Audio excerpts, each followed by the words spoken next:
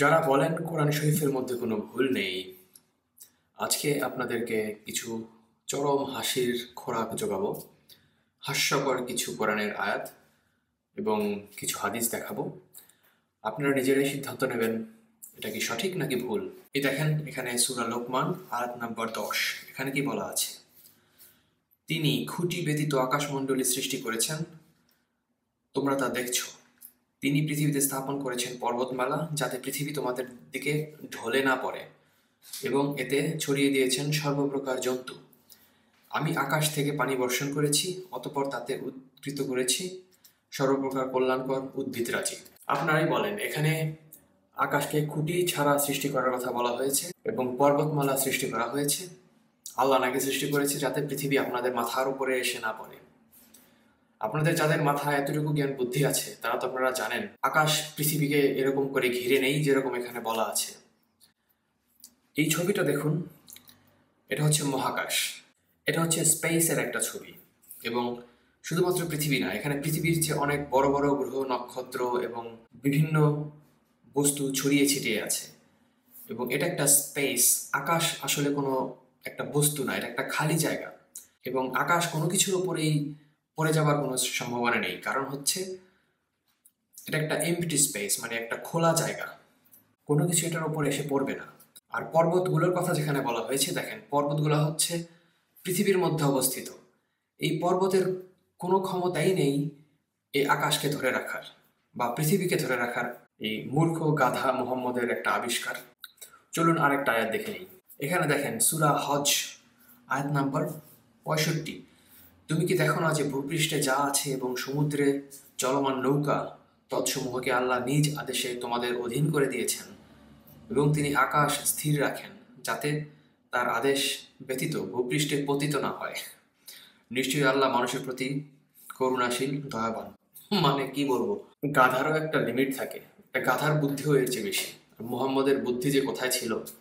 মুহাম্মদ যখন এই কোরআন চুরি করেছে বিভিন্ন ধর্মগ্রন্থ থেকে, ইহুদি এবং খ্রিস্টান এবং তৎকালীন আরব সম্প্রদায়ের বিভিন্ন গোষ্ঠীদের কাছ থেকে যখন চুরিধারি করে এইসব কোরআন লিখছিল, তখন পাগলামির বশে মনে যা এসেছে, তার চোখের সামনে যা দেখেছে সেগুলোই লিখে দিয়েছে।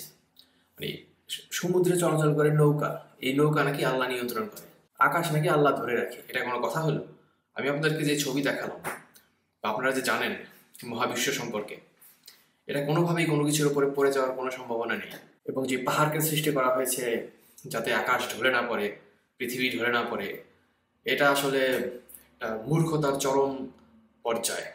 নৌকা আল্লাহর আদেশে চলে না। তখনকার সময়ে মোহাম্মদ যে নৌকাগুলো দেখেছে সেগুলো বাতাসে চালিত হতো, পাল দিয়ে, পাল তোলা নৌকা। আর এখনকার নৌকা চলে ইঞ্জিনে। এখন সাগরে বাতাস থাকুক না থাকুক, বাতাস আপনার অনুকূলে থাকুক, আপনার বিপরীতে থাকুক, আপনি জাহাজ নিয়ে, নৌকা নিয়ে চলতেই পারবেন, কারণ আপনার কাছে ইঞ্জিন আছে। আকাশ নিয়ে যখন এত কথা বললামই, আরেকটু বলে নেই, আরেকটু হেসে নেন আপনারা। এখানে দেখেন সূরা আস-সাফফাত বলা আছে, নিশ্চয়ই আমি কাছের আসমানকে তারকারাজির দ্বারা সৌন্দর্যে সুশোভিত করেছি। পরের আয়াত, আর প্রত্যেক বিদ্রোহী শয়তান থেকে হেফাজত করেছি। তারপরের আয়াত, তারা ঊর্ধ্বজগতের কিছু শুনতে পারে না, কারণ প্রত্যেক দিক থেকে তাদের দিকে নিক্ষেপ করা হয় উল্কাপিণ্ড। তারপরের আয়াত, তাড়ানোর জন্য আর তাদের জন্য আছে অব্যাহত আযাব। তবে কেউ সন্তর্পণে কিছু শুনে নিলে তাকে পিছুতাড়া করে জ্বলন্ত উল্কাপিণ্ড। মানে এ থেকে বোঝা যায় আল্লাহ নাকি নক্ষত্র এবং উল্কাপিণ্ড, শয়তান তাড়াবার জন্য মিসাইল লাগাইছে আকাশে, বুঝছেন? ওই মিসাইলগুলো শয়তানের দিকে মারা হয় শয়তান যখন পৃথিবীর দিকে আসতে চেষ্টা করে। মানে নক্ষত্রগুলো হচ্ছে এক একটা গ্রহ, উপগ্রহ, নক্ষত্র, এগুলো এগুলো শয়তান মারার মিসাইল না।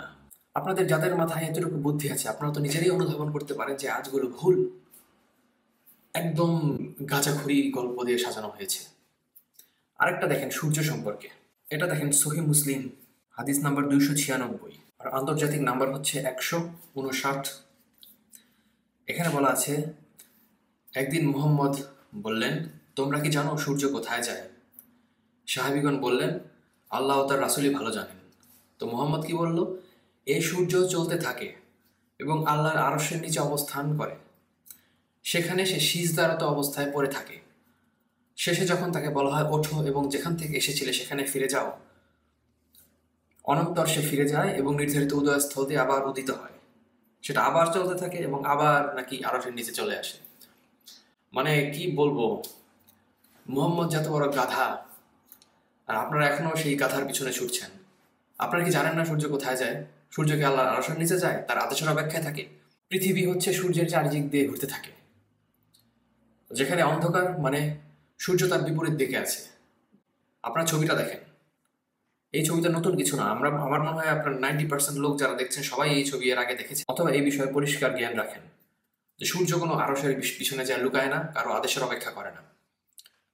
যার যার সূর্য তার কক্ষপথে আছে, পৃথিবী তার কক্ষপথে আছে, যতগুলো গ্রহ নক্ষত্র সবগুলো তার কক্ষপথে আছে এবং একে অন্যের আশেপাশে ঘুরতে থাকে। এবং এর ফলে যেদিকে ছায়া পড়ে সেদিকে অন্ধকার হয়, যেদিকে আলোর দিকে থাকে সেদিকে দিন অবস্থান করে।